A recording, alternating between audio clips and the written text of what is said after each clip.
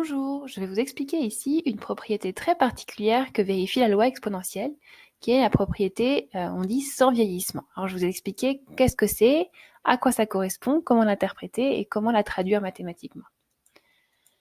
Alors, je vous ai expliqué qu'une loi exponentielle, elle modélisait souvent la durée de vie d'un phénomène sans mémoire, sans vieillissement ou sans usure.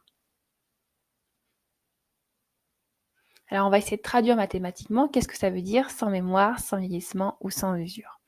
Donc si je prends une variable aléatoire qui suit la loi exponentielle de paramètres lambda, donc lambda strictement positif, comme toute loi exponentielle, alors si je prends deux réels positifs t et h, dire que la probabilité que ça va fonctionner t plus h heures, sachant que ça a déjà fonctionné t heures, ça va être la même que la probabilité d'avoir fonctionné h heures. Alors qu'est-ce que ça veut dire? Ça veut dire que le temps pendant lequel il a déjà fonctionné n'a aucune influence, puisque là que ça a fonctionné déjà t heures et que ça on veut voir t plus h heures, c'est pareil que ça fonctionne h heures.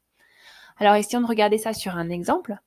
On considère un appareil dont la durée de vie en années suit la loi exponentielle de paramètre 0,05 et on note grand X, la variable aléatoire associée. Et on veut déterminer la probabilité que notre appareil fonctionne plus de 9 heures, sachant qu'il a déjà fonctionné plus de 4 heures. Alors, je ne vais pas faire les calculs ici, mais on va essayer de voir juste comment on peut interpréter la loi sans vieillissement ici. Alors, on peut remarquer que 9, c'est pareil que 4 plus 5. Et donc, finalement, j'ai fait apparaître un 4 qui est identique là, dans la probabilité conditionnelle. Et donc, je me suis ramenée à la propriété précédente. Donc, ici, c'est mon t égale 4, et mon h, c'est 5. Et en fait, dire que ça va fonctionner plus de 9 heures, sachant que ça a déjà fonctionné 4 heures, c'est pareil que dire que ça va fonctionner plus de 5 heures. Donc, je l'ai écrit. Si l'appareil a déjà fonctionné 4 ans, la probabilité qu'il fonctionne... Ah, petite erreur corrigée. Qu'il fonctionne encore 5 ans de plus est égal à la propriété qu'il fonctionne plus de 5 ans. Voilà. Alors, démontrons maintenant cette propriété que vérifie la loi exponentielle. Donc, on sait que quand on a une probabilité conditionnelle, par exemple P de A sachant B, c'est P de A inter B sur P de B.